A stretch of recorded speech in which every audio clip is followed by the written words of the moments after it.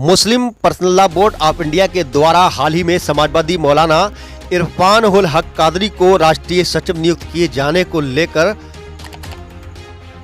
अमरिया के मदरसा तालीमुल कुरान में स्वागत समारोह एवं सेमिनार जश्न आला हजरत का आयोजन किया गया।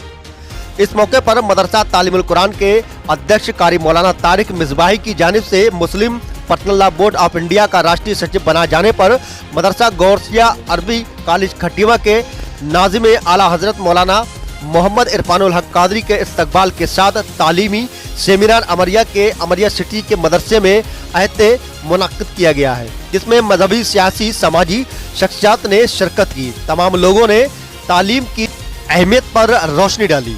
अपने संबोधन में मौलाना इरफान उल हक कादरी ने जोर देकर कहा कि हमें हर हाल में इल्म की रोशनी घर घर तक पहुंचानी पड़ेगी, तभी हमारी कौम तरक्की की राह पर आगे बढ़ेगी।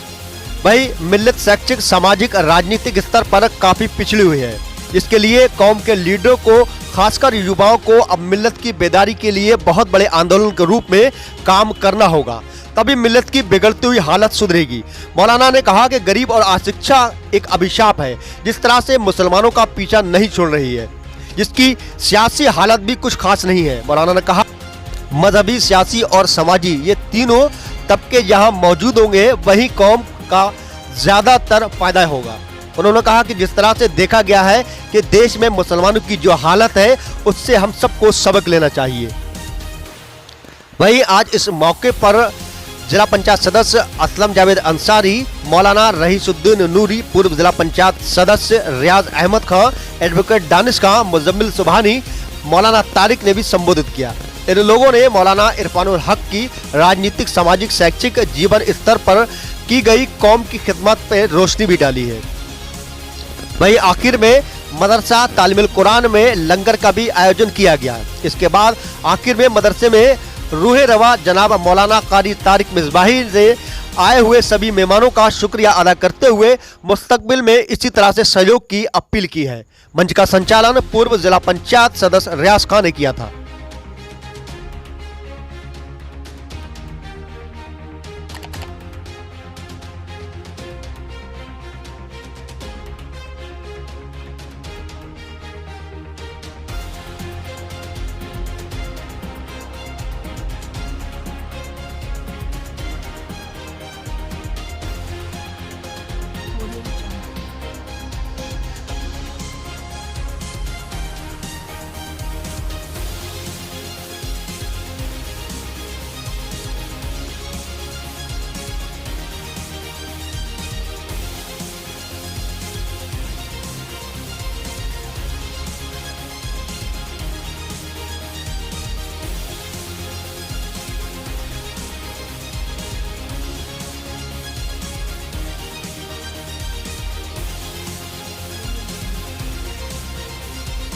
कहीं चला जाऊंगा तो मुझे कोई अधिकारी अफसर नजरअंदाज नहीं करेगा, बल्कि वो बात माने न माने लेकिन हमारे चेहरे मुहरे और नाम से ही वो इज्जत वकार से कहीं बिठा तो देगा।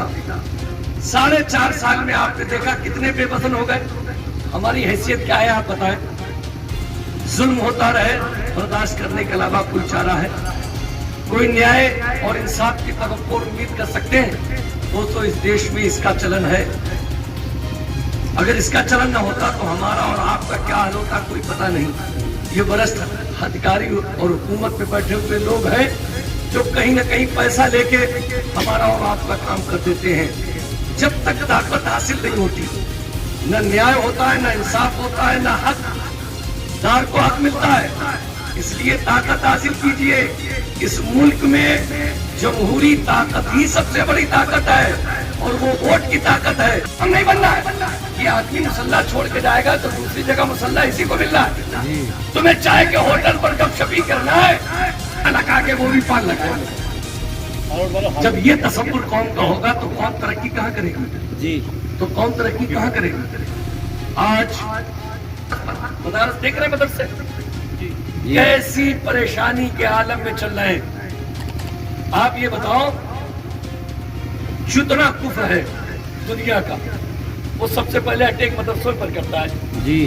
मस्जिदों पर नहीं करता। वो जानता है मस्जिद में जाते हैं 8 दिन बाद जानते हैं 8 दिन में क्या कर लेंगे, और वो भी कहीं इधर कहीं उधर, न इनकी सब सही न जमात सही न इन्हें कुछ यार, बस इन्हें एक वो कि जुमा है, चलो यार जुमो भी नहीं पढ़ोगे मुसलमान किस बात, मतलब ये नहीं कि जुमा है पढ़ना ही पढ़ना है खुशबू खुशबू साथ, तो सब जानते हैं। मस्जिदों पर अटैक नहीं है, खानकाहों पर कोई अटैक नहीं है, मदरसों पर अटैक है। मदरसों जिधर देखो सारा मजहब, जबकि खानका भी मजहब की जगह है, मस्जिद भी मजहब की जगह है और मदरसा भी, लेकिन पूरी दुनिया का कुफ्र जो है वो अटैक मदरसों पर करता है।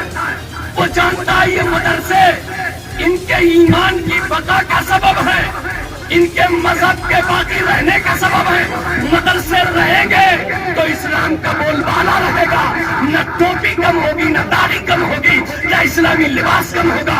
इन्हीं पर हमला करो, मदरसों को जितना कमजोर कर दोगे मुसलमान मजहबी एतबार से, तुम भी वही कर रहे हो जो उनकी सोच है, उसी पर तो अमल कर रहे हो।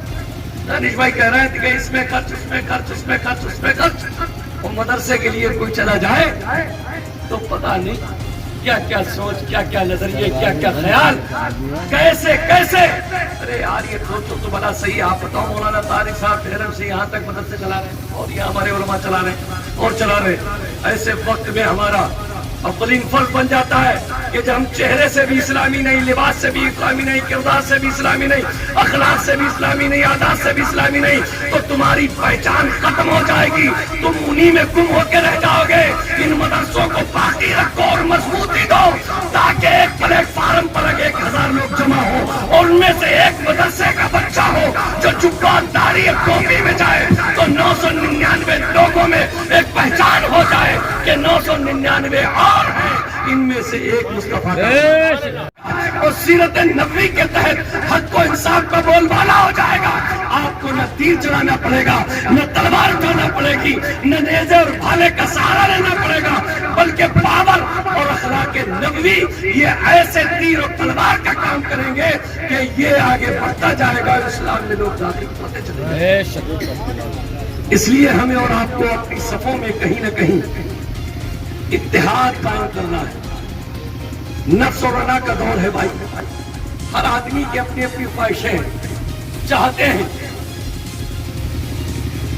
अरे भाई कोई आदमी अगर राजनीति में कोई आलिम है, मौलाना है, और उस आलिम मौलाना आज राजनीति तो छोड़िए, आलिम मौलाना है, इमाम साहब की है, चाहे होटल पे चले जाइए, अगर किसी एक ने शुरू किया तो 4 होटल वाले जो बैठे हुए हैं वो इमाम की हिमायत नहीं बल्कि उस एक कहने वाले के साथ शरीक।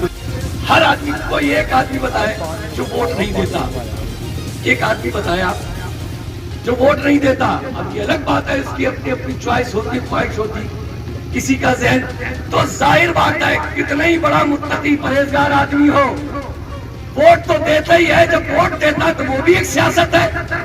अगर ये हैसियत हासिल कर ली जाए कि वोट देने से ज्यादा अहम दिलाने की दिल हो जाती है, वोट देना और है, दिलाना और है। इसलिए हमें और आपको समझना पड़ेगा, समझना पड़ेगा। आपने देखा हुजूर नबी अकरम सल्लल्लाहु अलैहि वसल्लम ने मदीने पाक में कोई दावत नहीं दी, इस्लाम की कोई दावत नहीं दी, बल्कि आप पावर में आ गए। मदीने के लोगों ने आपको हाकिम मान लिया कि आप यहाँ के बादशाह हाकिम हैं, यहाँ का पावर ताकत सारा आपके हाथ पे है। इंसाफ आप करेंगे, न्याय आप करेंगे, मजलूमों की मदद आप करेंगे, गरीबों मिस्किनों